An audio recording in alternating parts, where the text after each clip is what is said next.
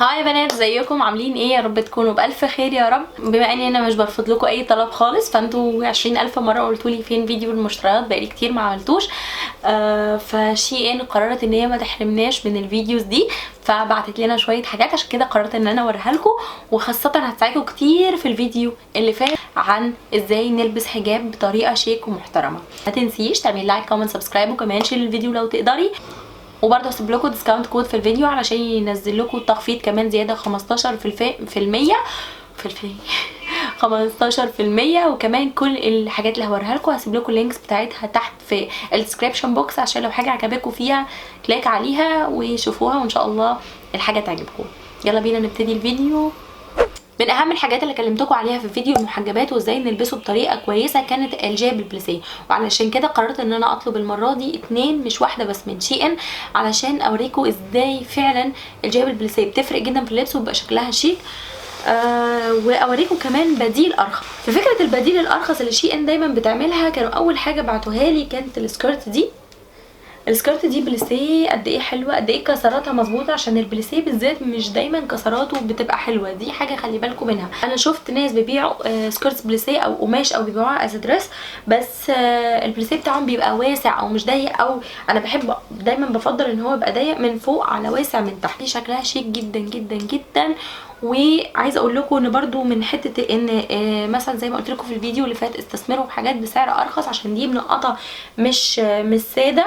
السكيرت دي كانت موجوده السنه اللي فاتت في مانجو، وانا جبتها من شي ان بتقريبا طبعا ولا حاجه بالنسبه اللي كانت في مانجو، كانت ب 1600 جنيه في مانجو. انا جبتها من شي ان يمكن ماكس يعني 20 دولار، وهي اكيد اقل يعني، خاصه في ديسكاونت كود.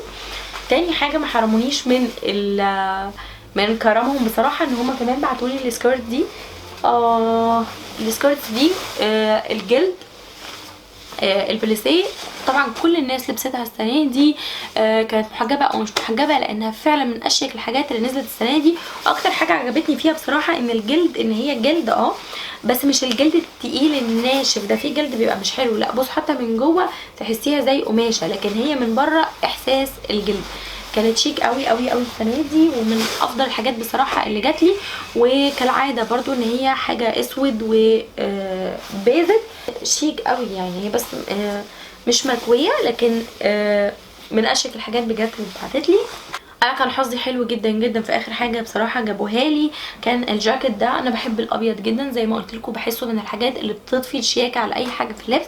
برضو ده كان من الجواكت الشيك شيك شيك. هحاول اوريه لكم. القماشات دي عامه من اشيك الحاجات اللي نزلت السنه دي. بما اني اتكلمت عن الجواكت الطويله وقد ايه هي شيك جدا جدا السنه دي، الجاكيت ده بصراحه كان من احسن الاختيارات اللي انا اخترتها. قد ايه شيك في اللبس، قد ايه كل ما البسه لازم اخد كومنت عليه، قد ايه قماشته انا مش عارفه اوصفها لكم. دي مش شمواه ومش شبه القطيفه فكره الكم الواسع ده والمفتوح. بصوا حتى التبطينه من جوه، عايزه اوريكم.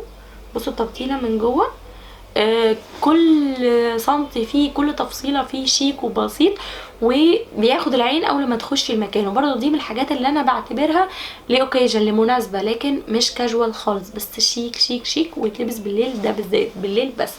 كمان دي من الحاجات اللي اتبعتت لي، انا بصراحه لسه ما لبستوش، بس انا اخترته علشان يعني بما ان كمان دلوقتي، فقلت اوريكم التغليف عامه بتاعهم ازاي، عشان اثبت لكم ان قد ايه شي ان دايما بتفاجئنا، ودايما من الحاجات اللي اسعارها حلوه، و بصراحه كل فيها حاجه ممتازه يعني. انا ولا مره يجي لي منهم حاجه واقول عليها بم. المهم البنطلون ده، طبعا البناطيل الستايل ده طلع جديد، حبيت ان هو يبقى لونه بني، وان هو يبقى جلد زي ما احنا شايفينه كده. طبعا مش مكوي، بس هو على الكاميرا عشان الاضاءه افتح، لكن هو لا، بني غامق شويه او خفال.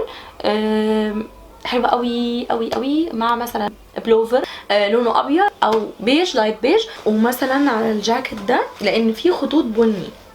بصوا قد ايه الاتنين شيك قوي قوي.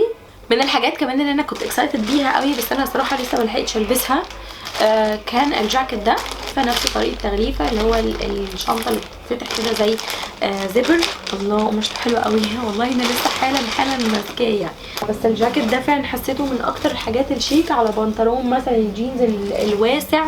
انا جايباه على حاجه زي كده مثلا. حبيت قوي تفصيله الايد بتاعته، بحب قوي الفكره دي جدا اللي هي طالعه جديده، ان الكم ملفوف عليه بلت، بحسها شيك جدا وخاصه بالجواكت الطويله. تفاصيله كالعاده الحزام بتاعه وده يعتبر خفيف، يعني الايام اللي احنا داخلين عليها ما بين الشتاء والصيف، ويمكن كمان البسه الصيفي.